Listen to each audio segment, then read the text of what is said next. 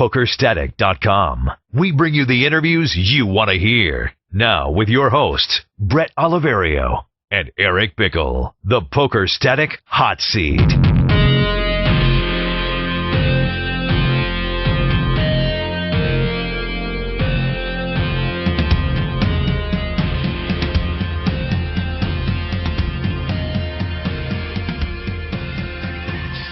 What's up? Welcome to a brand new edition of the Poker Static Hot Seat. Bret Oliverio here. Eric Bickel is actually on vacation. He will be with us for our next show. Joining us tonight is Brian Rast. Brian, thanks for coming on the show. We appreciate it. Yeah, thank you, Bret. It's good to be here. Now, before we get started talking about your amazing summer, 2 bracelets, close to $2 million in tournament winnings, you actually skipped the main event. You headed down to Brazil to meet up with your fiancée, and you're actually there now. Why don't you talk a little bit about your decision to skip the main event to sort of handle some personal stuff? Yeah, so on 15th of July, she had her fiancé visa interview at the embassy down here, the U.S. Embassy in Rio de Janeiro. And so I basically wouldn't have been able to play the main event and go to this interview. This is something that we've been working on for 8 or 9 months, and it affects her ability to come to the U.S. She still hasn't been to the U.S., and without this visa, or any other type of visa, but this is the one that we're trying for right now, she can't come. So even though I've had a really great summer, and I did really want to play the main event, this is the woman I'm going to marry, and for me this is just kind of priority number one. And I'll just have to catch the main event next year. Now, in kind of a strange irony, the embassy actually, we showed up on the 15th, but they delayed our appointment anyways another 3 weeks. So our appointment now is going to be August 5th. So I kind of missed the main event more or less for nothing, but I'm still with my girl, and I'm happy to be. Nice. And I give you credit because it seems like a lot of poker players sort of put poker first before everything else. Would you say that's sort of something that you've seen as well? Is a lot of the guys are young guys who don't really have a life that they've created yet. I mean, I was there. I'm 29 now. I'm almost 30. And so this is something that for me has just kind of started. I'm a couple years in my life, there's probably nothing I would have missed the main event for because I just didn't really have. I mean, this is the first year that I've missed the main event since I started playing poker and, since I've played the main event. And, there isn't really that much I would miss it for, but, there are some things. And I don't really want to take anything away from a lot of guys who maybe wouldn't. But, when you're 25 and you're not married, you're not engaged, or, what exactly in your life would you miss like a big poker event for? Poker is kind of at that point. And there was once upon a time when that was me too, so. Nice. Can I ask you a little bit about your relationship? Because I was reading your blog on, I believe it was Poker News, where you said you met your fiancée in Brazil. She speaks 3 different languages, but English isn't one of them. You guys were communicating over a Google Translate. Sort of, how did you happen to meet your fiancée and get to know her that way? So I met, her name's Juliana. I met Juliana down here in Brazil. I was down here with Phil Locke about a year and a half ago in January of 2010. And I met her in Rio de Janeiro when we were just out one night, kind of just out drinking. Mm-hmm. And, communication was a little difficult. Basically what happened is she's fluent in Spanish, and which isn't the language Brazilians speak. They speak Portuguese, but she's a smart girl and she knows Spanish as well. And I knew some Spanish from high school because that was like the language I chose to take in high school, being in Southern California. So we basically communicated in Spanish in person for those 3 or 4 days that, I met her, and we consequently basically kind of fell in love, and she was with me. And then after I went home, we would use Skype and basically talk back and forth in Portuguese, which is really easy for her because that's her, her main language. But for me, I was using Google Translate to translate what she wrote and then take what I wrote in English and translate that to Portuguese. Wow. So that process, after doing that, I mean, I would spend a lot of time with her on Skype. I'd say probably more than 20 hours a week. And so, depending, some days I would do like maybe 6 hours, other days I would do 1, but it was many hours. And I'd say there were some weeks it was well over 20. And that kind of whole process, and the fact that during the last year I've gone back here to Brazil like maybe 8 or 9 times, for 2-3 weeks, I just kind of picked up Portuguese. And I wouldn't say I'm super fluent right now, but I'm pretty good. I can get around for sure. Oh, wow. That's cool. Now, were you the one who actually went up and met her? Because, you said you were out with Phil Lack drinking. He's an outgoing guy. Did he sort of help you out meeting Juliana, or was this all you? No, this was all Juliana. Juliana came up to me initially and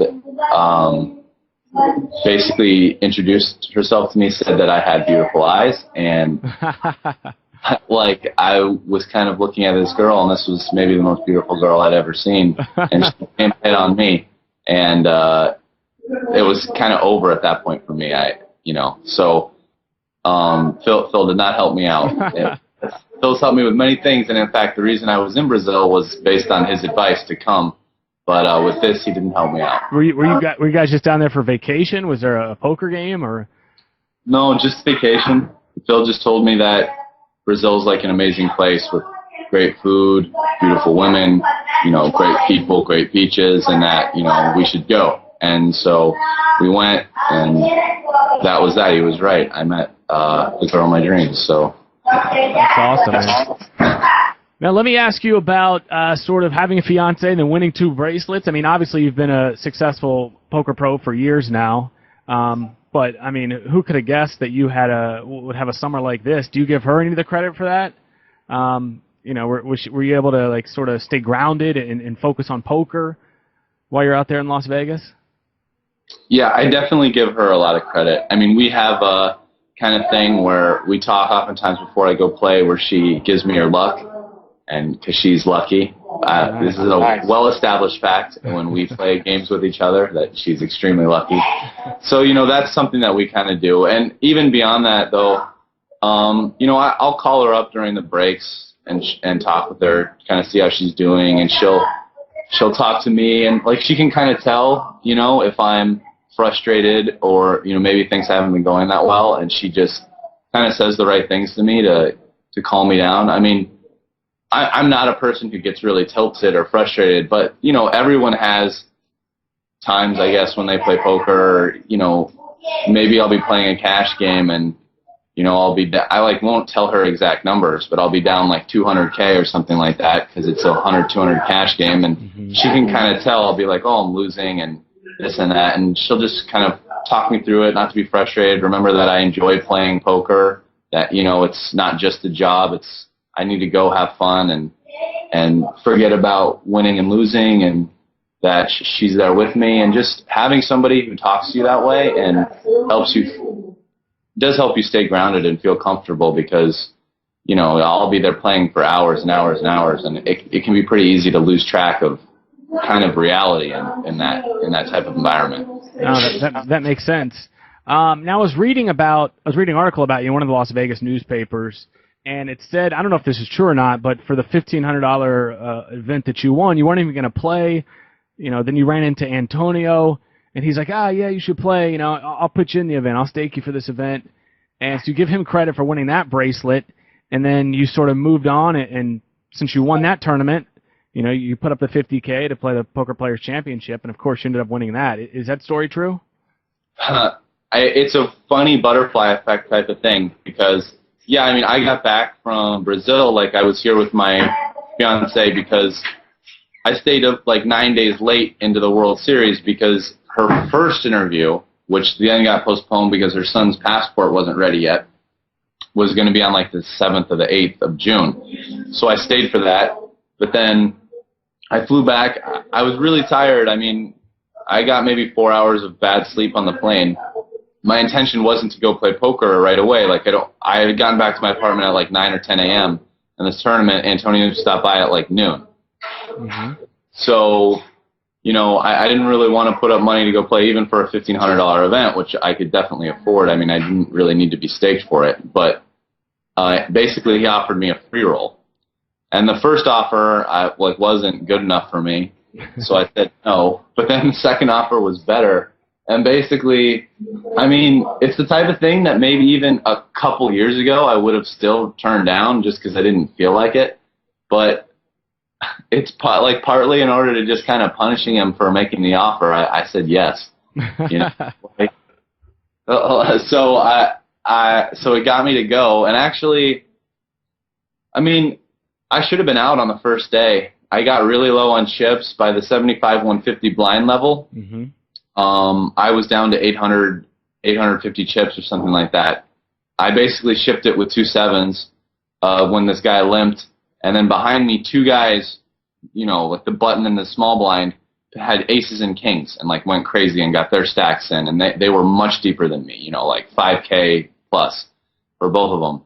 So, you know, I obviously didn't lose that pot as the third best hand, and I tripled up, and, you know, I doubled up shortly thereafter on a hand where I made a set, and then shortly thereafter I doubled up again, and this time, that third double up now, I had jacks in a spot where a short stack had ace jack, and I basically like ISO squeezed him, but then this guy who opened had kings, woke up with kings. So I was stuck in a 3-way all-in where there was a small main pot.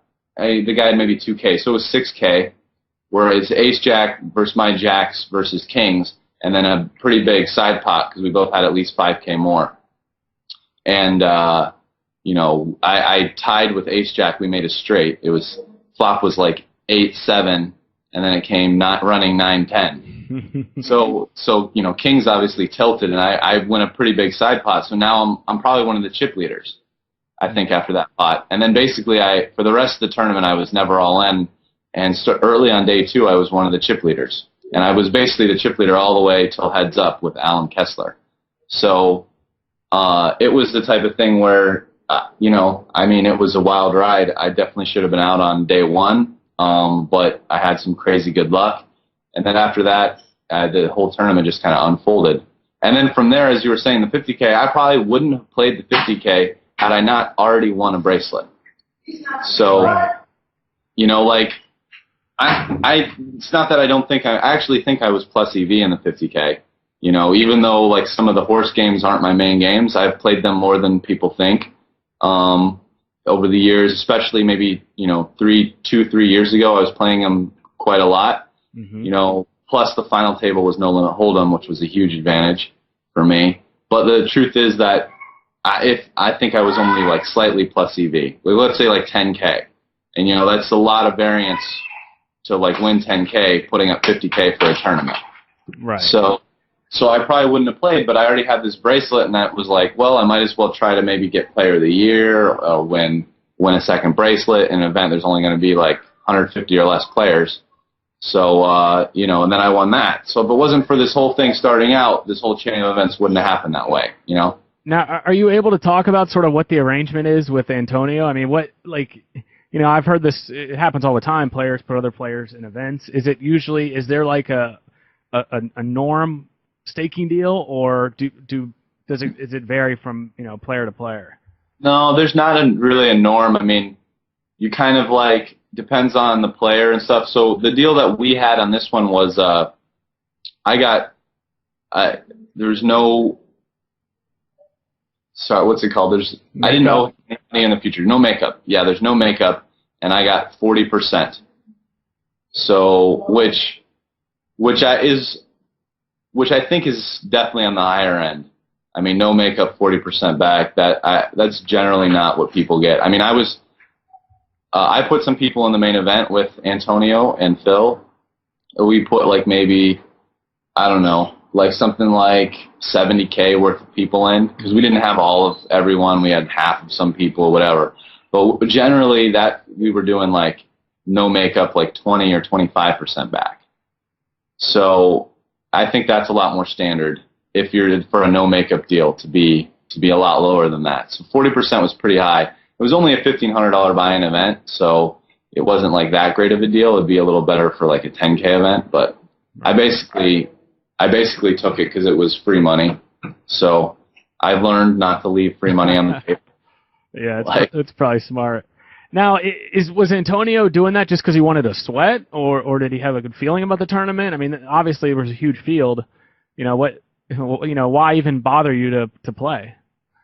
So Antonio's doing it because he showed up, and he's a good friend of mine. He enjoys my company basically, and I just really think he wanted someone to go down to the Rio with and like talk to during breaks, and so he made a deal. He figured at this amount, he's not really winning much EV out of it, like maybe a little bit, if that, or maybe even losing a little bit is probably what he figured, but that he'd at least like get my company and take on some more variants.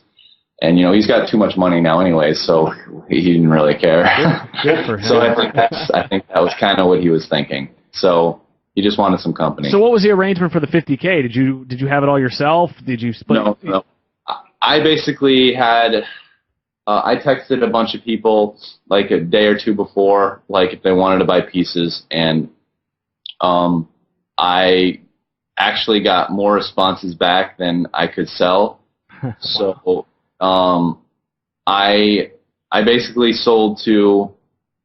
I tried not to sell any pieces that were less than, like a 5K piece, just because at the end I wanted less people to deal with, because if you cash, then you got to like 1099 people, and it's just a huge pain in the ass if it's like 10 people who I sold like 1 and 2K or whatever.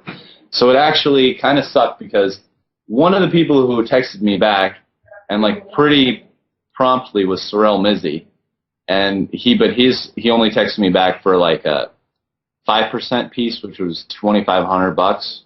Mm-hmm. And I basically got texted back by other people a couple people 5K, like 110K piece. So I kind of like I told Mizzy that I wanted to kind of sell to these other people for the bigger pieces for the reason I just described to you. Yeah, no, it makes sense. I actually busted him from the tournament on day under the blinds, aces versus queens. Oh my God. Kind of cooler for him, obviously, in no limit hold'em. And then he kind of had he wanted to buy a piece of me, and I ended up winning the tournament, and he would have turned that 2,500 into like over 100K or something like that, about 100K. So he was like, he actually took it pretty well, but he definitely like gave me some crap about it a couple times. But how does that work? I mean, you win like $1.8 million. After you do all the ESPN interviews, do you go to the cage and do you cash out right away? Do you take a wire transfer, a check, partly cash? I mean, how exactly does that transaction work? What basically happened is, I didn't go right after I won. It was like 4 a.m., but I think the next day I came, I went up to the cage. I got everything in chips for everyone else. And I basically paid everyone else in chips, and I got my part. I got it in cash in a check.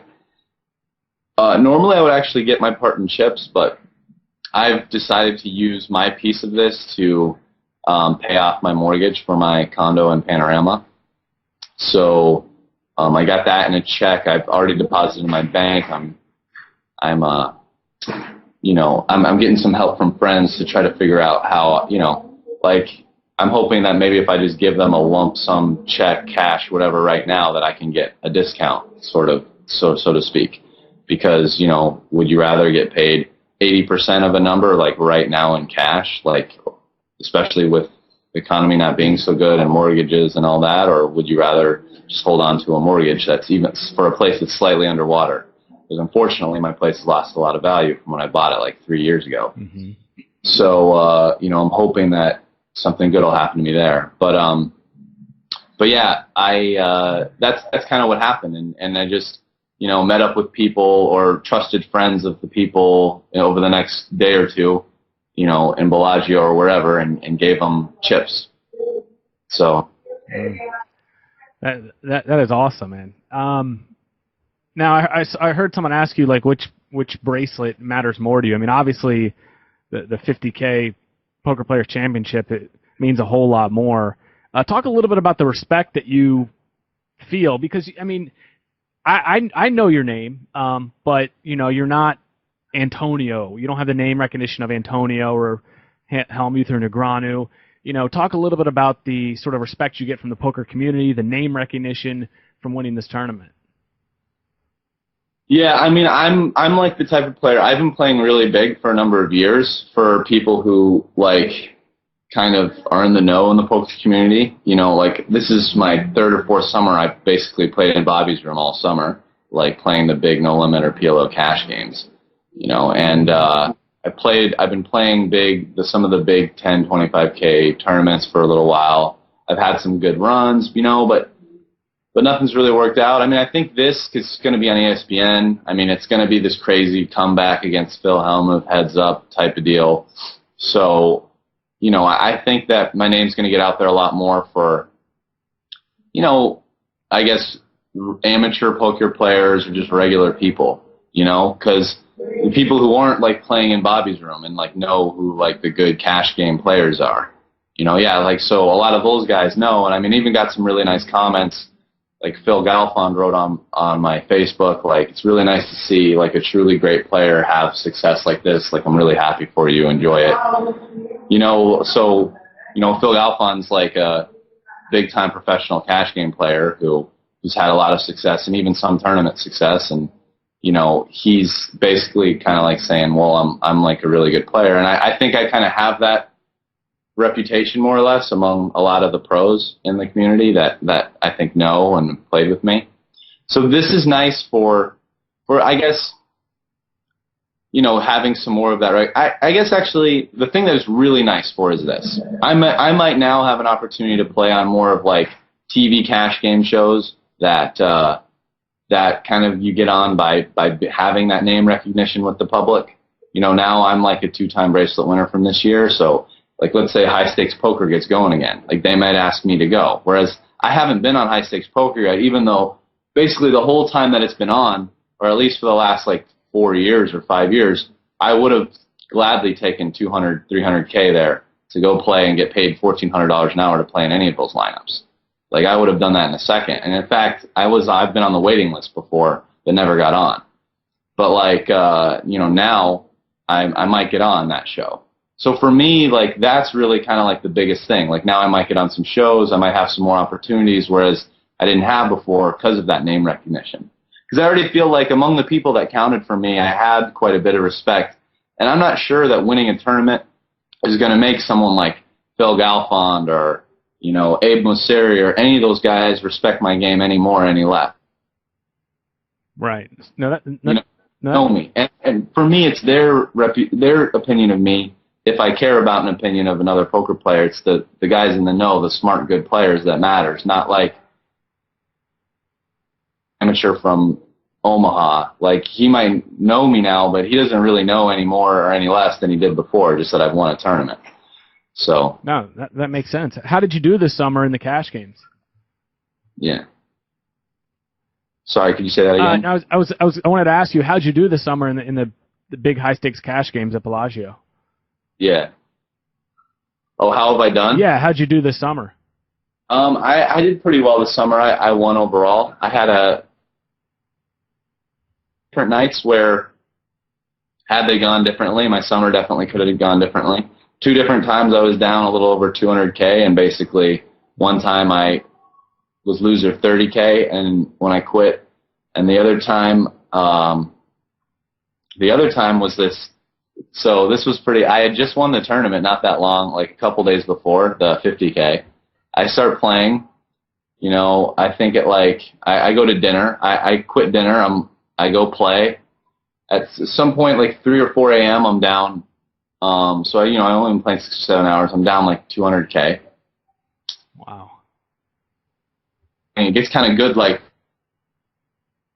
game at like 8 a.m., who basically plays pretty crazy and doubles me up on a pot. I have 45K in front of me. I'm in like 250. Hold on. Who is this? You broke up for a second. Did you say who it was? Crazy guy from New York. I think his name is Dean. Gotcha.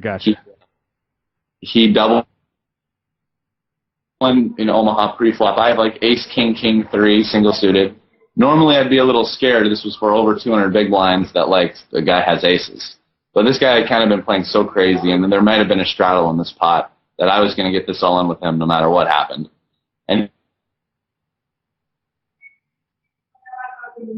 7-9 single suited or something, like whatever, some hand you wouldn't normally think a person would try to get it all in with. Mm-hmm. So, I won that pot, and then a little bit later, like with and he basically bluff doubled me up on a Jack 4 in my hand. I called a raise.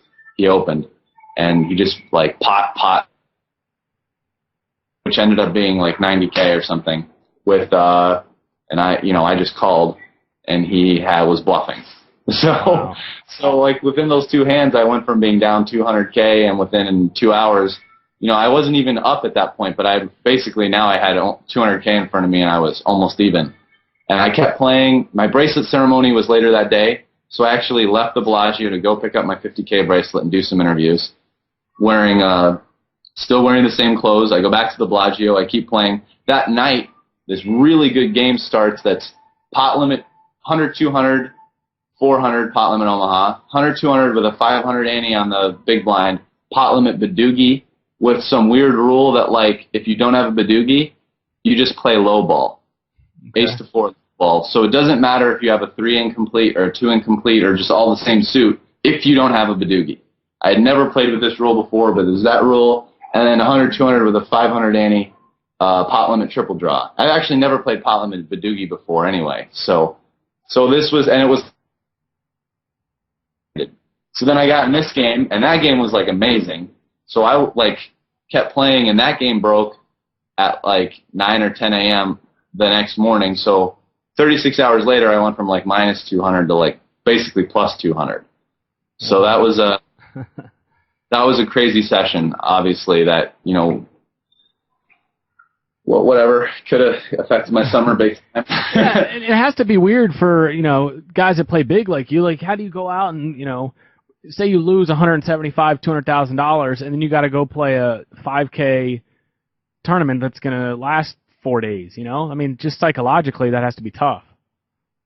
Well, what kind of happened in general is, like, I played a bunch of tournaments early. Like, after I won that first tournament, there wasn't really, like, big games going. Like, the biggest regular game was this 25, 50, 100 PLO game for about the next week. So I actually played a whole bunch of tournaments. And then once the kind of 100 to 100 games started, and they basically were going round the clock at the Bellagio, 100, 200 PLO, I kind of stopped playing tournaments. Yeah, I mean, once you're playing that big, it's pretty hard to go play a 5K tournament, whether you're winning or losing, because it kind of like the tournament doesn't really matter. You have to like final table to even care about. You have to play 3 days to even have a win or a loss that's comparable to to what you're playing every day. And so, yeah, it's pretty tough. I mean, basically, once the big game started, I played very few tournaments. I think I played like the 10K PLO championship. I played this 50K, and I might have played like the 10K six-handed no limit. I played maybe 3 or 4 tournaments total once like the big cash game started 2 weeks ago. Right. So. Right. Wow. Who are some of the best players in those games? I mean, we hear names. I know Phil was out there playing a bunch, Galfond. I mean, who are some of the best players that are sitting down there in Bobby's room? Okay, so there's a difference between, like, the guys that are playing every day and the best players. I think, like, Phil Galfond, I maybe only saw him at the Bellagio playing, like, 1 or 2 times. So I'm not saying he never went, but I was there. I think I was there a lot more than him. So I don't think he came out to play too often. I think he's a great player. I have a lot of experience playing with him online in some of the nosebleed games like 3 years ago. He plays great. So if he had played regularly, he would have been one of them. But I think guys that were there regularly. David Benefield was there regularly. I think he plays very well. He's a very good player. Rafi Amit, who maybe isn't as well known, but he's one of the best all-around players, I think, and he plays PLO very well. I think he did play quite a bit on PokerStars. I think his name on PokerStars was like Rafi Amit, actually, or something like that from Poland. Yeah. So he's a great player. Who else played in that game regularly that I think plays really well? I think Yanni, he's a European guy. He's he's a very aggressive player, very smart. He plays. I think Hack was there. One of the Dang brothers. Mm-hmm. He was there playing a lot. He plays very well. And so those are some of the guys. I mean, yeah, I think those are some of the better players that go play. You know, last year I was in Vegas and I was eating at, I believe it was Fix, and I see David Benefield sort of almost in like a fast walk, light jog, sort of dart to the poker room. Now I'm guessing there was a fish that just sat down, or how does that work? Like the guy from New York that you were talking about, do the players just swarm? I've been there. I've been in the sometimes not so slow run from the valet, the past Fix. Well, sometimes here's what happens. There can be a number of reasons. So sometimes it's like you just heard about this game, that this game is starting, you know, you get text from wherever, you know, and basically kind of like first come, first serve, so you hurry your ass down to the Bellagio to get a seat. You're like, this game is starting, and you want to get a seat because it's supposed to be a good game, and, you know, maybe you have a 5-10 minute lockup. You know, you've locked your name up, and you have 5 or 10 minutes to return and get in the game. So, you know, there's a number of reasons why you might be hurrying. You know, and those are pretty much the two biggest ones. Either the game is just starting, you don't have a lockup, and you want to get there as soon as possible to get on the list or lock yourself up, or you do have a lockup, but you have, you know, only 5 or 10 minutes to until you lose your lockup, and then it goes to the next person. Wow, just the high stakes world, just fascinating. And sort of adding on to that, I want to talk about, and we're going to get back to your 50K win. I definitely want to talk to you about that, but the cash games in Macau. I mean, I was reading the story online that you went out there, you hit them for a quick mill, you flew back, then all of a sudden they started banning, you know, some American players from the games. What exactly was the story there, and how are the games in Macau? Oh, sorry. Okay. So the story about Macau is I went out there on kind of a lark with a really good friend of mine, probably my closest friend in the poker world, Keith Gibson, who isn't a very well-known player, but he's been playing kind of cash games for years, just like me. We were talking, when was it? I think it was like 2 years ago. Like some of the games were definitely drying up in Las Vegas because the recession was hitting super hard. Like there was no regular 25-50 anymore. Like it was 10-20 game that would die, like during the night, and it was just kind of ugly. And so we were talking about just making a trip to go somewhere and try to make some money. So we named a couple places like London, Moscow, Macau, that we had heard through just people talking that there was action. So we ended up deciding on Macau for, you know, just a couple different reasons. Just some of the rumors that we heard. We didn't really want to go to Russia because we didn't know how safe it was without really knowing people. And we thought that London, it's more of an established pro community there, so maybe it would be a little more private, more difficult to enter some of the good games if they were going on. And we're in Macau, we could go there. Also using the win, we could like transfer our chips over really easy. So, you know, we picked Macau and went there, and like we kind of showed up, and this was before the World Series 2 years ago, and there was like this kind of regular, everyday, sometimes like 12-24, sometimes kind of almost 25-50 game that would play from, there'd be a couple fish in the game sitting from like 2 to like 600 big blinds deep, which is pretty nice.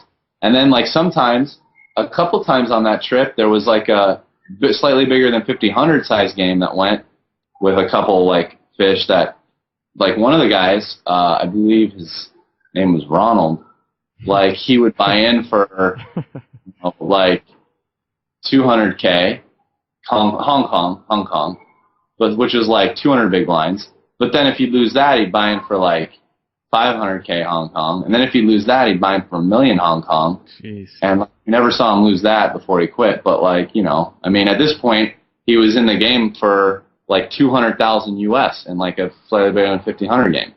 So like that was like special.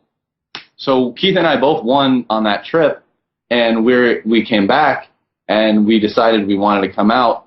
So we just came out during the World Series that year. So it was pretty funny. So that year during the World Series, we go out. Now Phil Locke, who was already kind of heard of all this, you know, international businessman, he's kind of heard about this, and he's anybody about this. But like Phil kind of knows about it already, so we talked to him. And there's this other guy, David Wells, who was already out there too. And so like we make a trip out there, and like Phil and David Wells kind of like meet us out there. And our David was already out there, but Phil meets us. Phil might have even flown with me. I don't remember. But so we go out during the World Series, and now kind of people are like, hey, like where's Brian and Keith and this and that, and Andrew Robles, who basically knew what we were doing because he's a good friend of ours. Mm-hmm. And I think he might have had a piece of Keith. They might have had a little swap or something like that. Like he was just making up stories about how we're broke and stuff. And so we're out there in Macau, and then this time and during the summer was when like the magic happened. Now this time it's like these games started, and they were, instead of like being slightly bigger than 50-100, that 50-100 was going like every day with like this guy Ronald and other people, and now this like really bad group of like Macau pros and pros from like Asia who had enough money to play, but by no means were good by like my standard of a pro were there. And then sometimes like bigger games would go, like bigger than 100, 200, or 200, like 1,000 by 8. It's a little less than 8. It's like 7.75. 1,000, 2,000 Hong Kong. And the day where I won a whole bunch, we played the biggest. We played 3,000, 6,000 Hong Kong, which is like, you know, 400, 800 US. And so, you know, I didn't hit and leave. I was there for maybe 2.5 weeks. Oh, but yeah, I won the majority of what I won on that for a 16-hour session when we were playing bigger that day. And it was a crazy session too, because you basically, after you won the pot, like raising pre-flop, whatever, you had to show. So it was like this crazy day where like I would bluff people and show it, and then like have a hand when people decided to call me down. Which, you know, part of it is just kind of knowing. You just kind of get the sense when someone's going to call you down. Because and everything. It was a crazy trip. And actually, after that experience, so that during played, and it became this crazy, like, you know, we had this group of us, that's 4 of us that was hanging out, that I said all our names. You know, the wind would clear the list every day at like 6 a.m. So every day we would stay up or this or that and 5 minutes early and be like the first pros to like put our name on the list for like all the games. So that like whenever the fish came and started the game, like 15 or 20 minutes to come get in the game. And it became this competition because there were these like Swedish guys there too. And they like caught on to what we were doing, but they were not on like the level of organization that we were to like sit there at 6 a.m. every morning, no matter what, and list ourselves. We were like hardcore. It was hardcore.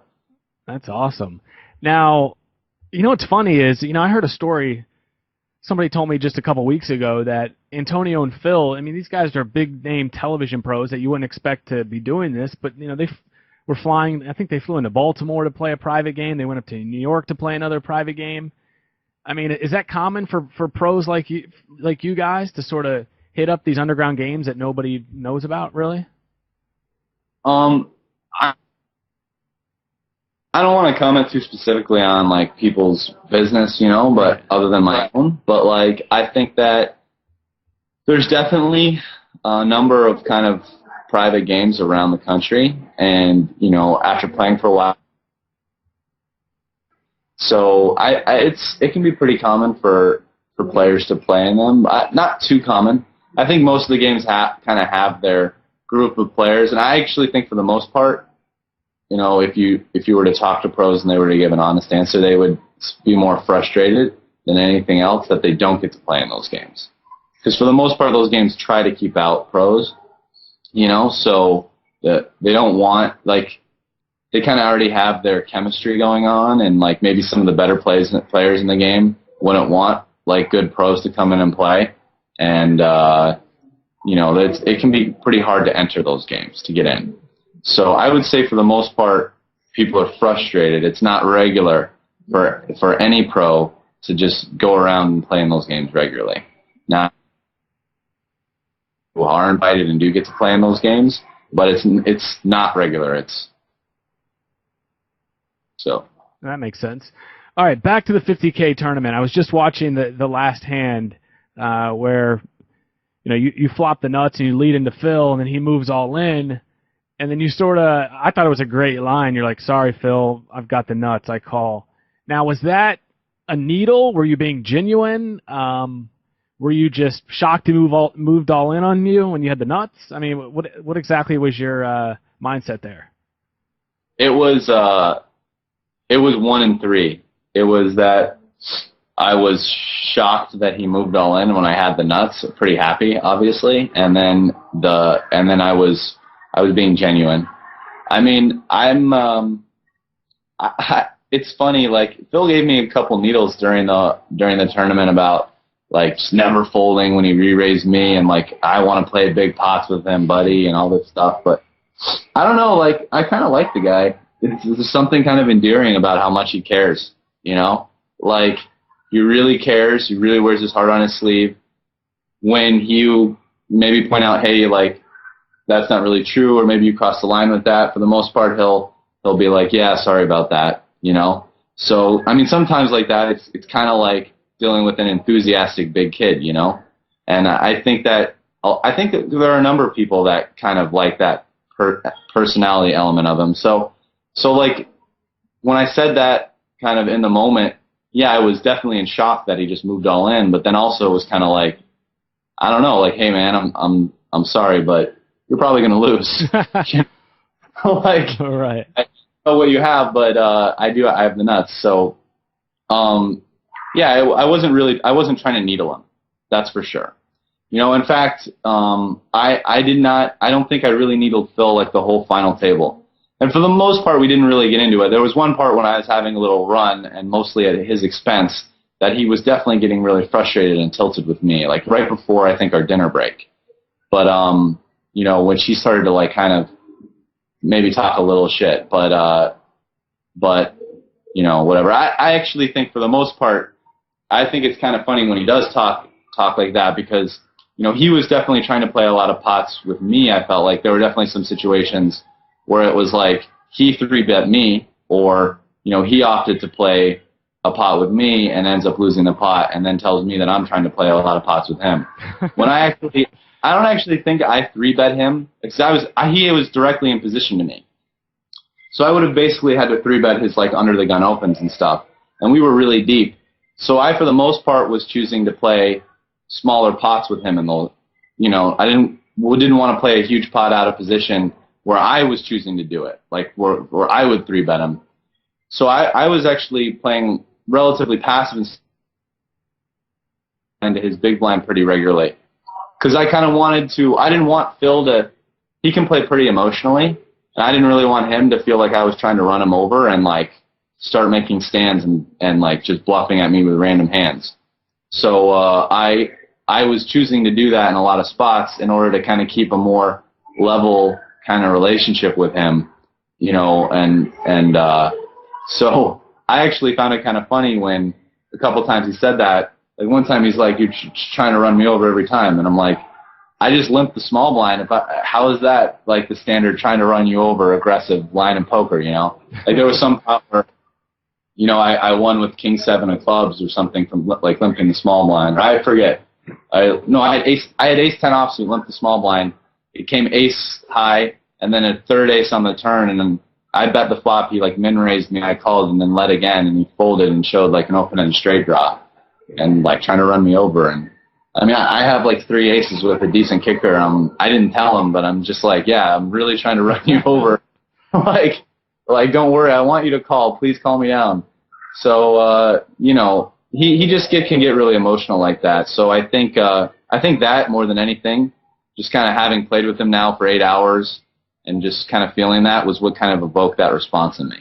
And it's weird because the guy has to be worth several millions of dollars, tens of millions of dollars. And, you know, here he is, finishes second, you know, huge payday, but he doesn't win the bracelet. His wife is there. His wife looks like she's on the verge of tears. He looks like he's on the verge of tears. There he is, like, telling you how well you played some hands, but at the same time he said he felt like he deserved the win. I mean, it was almost like, almost like a funeral type feel when he lost, even though you had your, you know, sort of group of friends that you were celebrating with. But I mean, it was just, the guy just cares so much. Yeah. It's tough. I'm not going to put too much stock in what someone says like right after they lose something like that. I think it's pretty tough, especially for someone like Phil. Phil had a lot of nice things to say to me, actually. During the event. So, I think afterwards I think the fact that he got me down so much in chips initially in the first half hour, whatever of heads up, and, you know, I was almost out. So he probably felt like he kind of had already won at some point there. Mm-hmm. I mean, but there was definitely a part of them that had to feel like it was going to be over. So I think it probably, I won that first all in, and you know, I actually feel like the worst played pot out of those was actually the second one. The second one, he then called everything with like the 10 high flush draw, which I think was slightly bad. Just like, I feel like he should have either raised more and then had to call it off, or raised less and then folded to a shove. Considering that I'm basically never really getting it in worse there. So but it was, I don't know, it's it's a huge win for you. So now, what did you do that night? I mean, you go and you win the tournament. Did you go out that night? Did you stay in? How'd you celebrate? No. Everything was done. It was almost 4 a.m. maybe. I just, with some of the people that went to the cafe, I was starving. I hadn't eaten anything for like maybe 7 hours. So went back. I went in the jacuzzi with a couple of my friends that were still, and that was pretty much it. I mean, I wouldn't celebrate it after the first night, but after the second night, the night I went out all summer was after my first win, like that night. I basically worked really hard this summer, probably over 80 hours a week. I was playing poker, and I went out one time. I just, I don't know, my attitude's just kind of different. I didn't want to celebrate anything. Like, there were a bunch of good games I wanted to play. Like, it's not going to be like that soon. I mean, I'm down in Brazil, so it's already over for me. By the time I get back, it's not going to be like that anymore. Mm-hmm. I wanted to play while the playing was good, get the money while I could, and then, I don't know, like, the online situation's different now, just anything. And I definitely feeling like I'm starting a family now. I mean, my girl has a son, and, where I wanted to work. That's awesome. So, yeah. I mean, and I would have to think for you, just a couple of months ago when Black Friday hits, here you are, who knows how much money you had online, professional poker playing, it's your job, you say the live games have dried up quite a bit. You mentioned maybe you're underwater in your condo you bought 3 years ago. You have a fiance. I mean, was there a lot of pressure going into this summer to perform well and work hard? There was. I was definitely going into the summer make money this summer. I need to work hard, and I need to earn some money. I mean, I got money stuck online. I got this mortgage for my condo, which is, I wasn't badly underwater because in order to get the mortgage, I had to put down a ton of. Mm-hmm. Basically, it's a slightly underwater, which is pretty sick. And, I was just feeling like I needed to make some money this summer to get good for the next year. Hopefully, if things go really well, pay off my condo. And basically, that's what happened. That's awesome, man. I'm super happy with the way things turned out this summer. I couldn't be happier. Well, congratulations. And I was following everything on Twitter, and everyone was sort of telling you that they were happy to see, such a, great all-around poker player perform well in these tournaments and win a bunch of money and win a couple bracelets. So congratulations. Yeah, thank you. All right. Well, we appreciate you coming on the show. What's when do you get back in Vegas? Like, what exactly is your schedule? You have another interview for your fiance, then you're heading back to Vegas? Well, so, this interview got delayed. It's going to be on the 5th now, and I'm pretty sure it won't get delayed again. We're 100% ready to go. And basically at this interview, she's going to get her visa. We have some things that we kind of have to do anyway before she can come, get everything situated in this little place we have down here. And, we need to pack up her stuff. We need to send it. She's bringing her dog with her. And we, need to get her dog ready to come get some shots. And so we're just going to get that stuff all done. And then hopefully, early in August, she's just going to fly back with me. And, if we get this visa, if that all works out, which I really think it will. And so, yeah, that's the plan. She's going to come back and, we're going to start our life. Right when she comes back, we're going to get married in Las Vegas. So, it's not going to be we're going to have a ceremony for the family and everything at the end of the year is what we're shooting for here in Brazil. But, we're getting married in the U.S. just for the paperwork and everything and to get her green card, right when she gets here, right away, so that we can get that whole process going. So, and then, I think my next plan poker-wise is, we'll see what happens with Ben Lamb here. Maybe it won't matter. Mm-hmm. But if Ben Lamb doesn't win the main event, then I probably want to go out to World Series of Poker Europe and give a shot at Player of the Year. There's 5 or 6 tournaments. So if Ben Lamb so that it doesn't matter, I might not go. But and it's looking like he might. He's having a good run. Last I saw, he was chip leader with 4.5 million chips with only 200 people left or something like that. So yeah, how cool is the coverage, by the way? I mean, Antonio was great. Helmuth, I thought was pretty good, and Olivier Bousquet is just awesome. I mean, have you been catching any of it? I haven't. I haven't been able to catch some chip counts here and there. I was trying horses, some guys that I put in. So one of my guys, one guy I put in was Keith Tilston. He was really tearing it up. Day 2 or something with over 200K in chips, but at the very end of day 3, he got 50K pot. He said the very last hand was set over set. Oh, wow. So